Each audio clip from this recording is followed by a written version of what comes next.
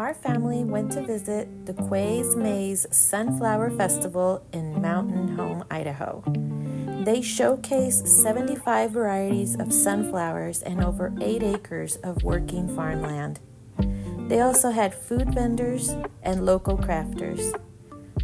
We picked and cut our very own sunflowers to bring home.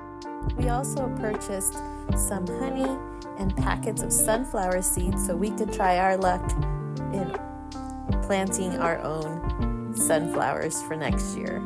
Hope you guys can make it to this fantastic festival.